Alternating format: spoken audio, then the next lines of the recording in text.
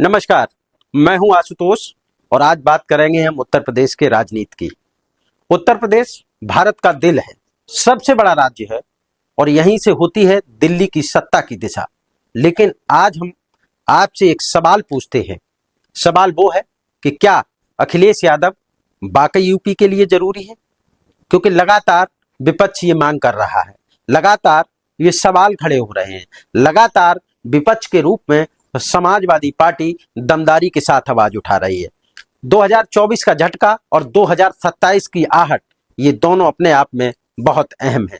2024 के लोकसभा चुनाव ने सबको चौंका दिया। बीजेपी ने मजबूत किले को, समाजवादी पार्टी और कांग्रेस ने बड़ी दरार दी।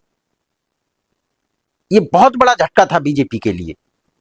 बीजेपी की जहां 33 सीटें लोकसभा में आई थी 2024 में, वहीं समाजवादी पार्टी की 37 सीटें और कांग्रेस की 6 सीटें, यानी कि यूपी के दो लड़के 2024 के लोकसभा में कामयाब रहे। अगर इंडिया ब्लॉक की बात करें तो केवल 43 सीटें, यानी कि यह सिर्फ एक चुनाव नहीं बल्कि 2027 विधानसभा की प्रस्तावना है। सवाल यह है कि क्या यह लहर थी या तैयारी का असर था? क्या अखिलेश यादव ने जो पीडीए का फॉर्मूला अपनाया था वह था? अखिलेश यादव एक राजनीतिक मजबूत स्तंभ है। एक समय में जब युवाओं के लिए राजनीति के रास्ते बंद लगते थे, तब अखिलेश यादव ने दिखाया कि सोच और शैली भी मायने रखती है। 2012 में सबसे युवा मुख्यमंत्री बनना, फिर विपक्ष में बैठकर सत्ता को चुनौती देना, यह आसान काम नहीं होता साथियों। और मैं तथ्यों के साथ बात करूंगा।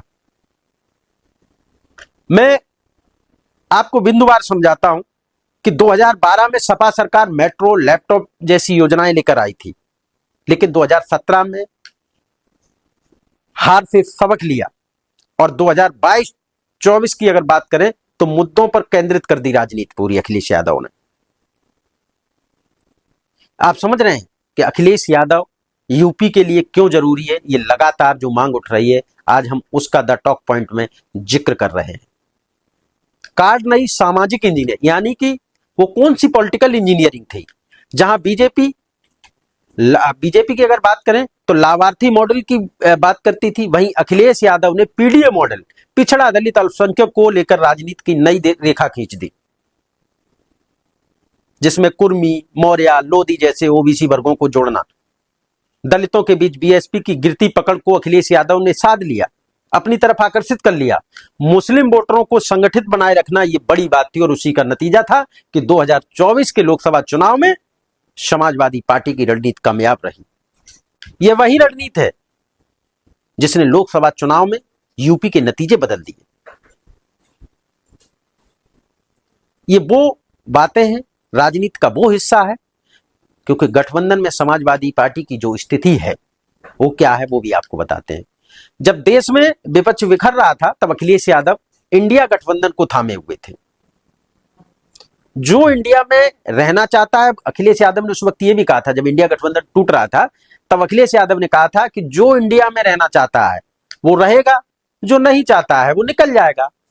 अब हम इस पर बताते हैं आपको कि समाजवादी पार्टी 2027 में इंडिया ब्लॉक की रीढ़ की हड्डी बन सकती है। राहुल अखिलेश समीकरण और साझा रैली क्षेत्रीय ताकत को केंद्र में स्थान मिला है। आप समझ रहे हैं, ये वो चीजें हैं जो 2024 के लोकसभा चुनाव में दिखाई पड़ी। मुद्दों की राजनीति बनाम प्रचार की राजनीति। 2022-24 में अखिलेश यादव ने बुलडोजर राजनीति का जवाब दिया, शिक्षा, बिजली, कानून व्यवस्था जैसे मुद्दों को लेकर। खैर, एक बात भी कहेंगे कि कानून व्यवस्था के मामले में योगी सरकार को 10 में से 10 नंबर मिलने चाहिए। इक्का दुक्का घटना एक बात अलग है, लेकिन कुछ बातें हैं जो कहनी भी चाहिए। शिक्षा में कटौती, गरीब वंचित हो रहे हैं। स्थायी, बार बार एक सवाल खड़ा हो रहा है कि आखिरकार सरकार को विपक्ष जो घेर रहा है वो उसके कई कारण। बिजली दरों में उद्योगों को लगातार नुकसान हो रहा है, स्कूल बंद हो रहे हैं, किसानों की बातें, विद्युत कार्यालय के बाहर प्रदर्शन हो रहे हैं, तो इस तरह की चीजों को भी संज्ञान में रखना चाहिए। अब आप समझेंगे कि संगठन क्रांति कैसे निचले स्तर से ऊपर तक बदलाव किया जा रहा है। अखिलेश यादव 2027 की प्लानिंग अभी से कर रहे हैं और अपने संगठन में आपने अभी हाल ही के दिनों में देखा, अखिलेश यादव अब सिर्फ जनसभा वाले नेता नहीं, वे संगठन को फिर से खड़ा कर रहे हैं। आज द टॉप पॉइंट में हम आपको बताएंगे कि 74 जिलों के जिलाध्यक्ष बदले, युवा महिला विंग को सक्रिय किया, संगठन में नई ऊर्जा और टेक्नोक्रेटिक अप्रोच अखिलेश यादव की नई राजनीति का हिस्सा है। अखिलेश यादव इस बार बोल नहीं रहे हैं, लेकिन अंदर अंदर जो प्लानिंग तैयार कर रहे हैं वो कहीं ना कहीं 2027 में बीजेपी के लिए मुसीबत बन के खड़ी होगी। अखिलेश यादव ने कार्यकर्ताओं से चर्चा करते हुए एक नई टीम की मीटिंग की, जिसमें उन्होंने अपनी सारी बातें स्पष्ट रूप से रख दी।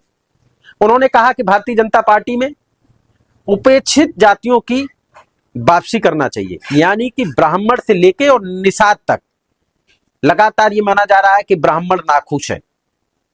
एक दौर था जब ब्राह्मण बीजेपी की रीढ़ थे, लेकिन आज वे खुद को हाशिए पर मानते हैं।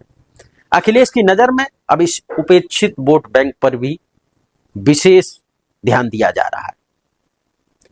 अखिलेश यादव अब 2027 के चुनाव के लिए जातीय समीकरण बना रहे हैं, जिसमें असंतोष ब्राह्मण, निषाद, मौर्य, कुर्मी, राजवर और दलितों का भी नया झुकाव समाजवादी पार्टी की ओर हो रहा है।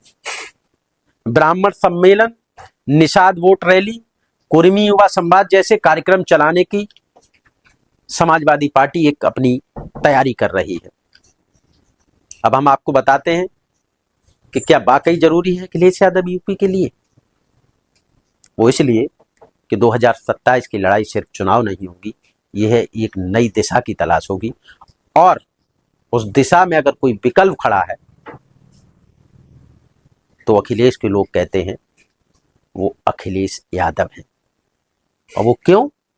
क्योंकि विकल्प की आवाज सिर्फ शोर नहीं होती, वो दिशा भी तय करती है। धन्यवाद।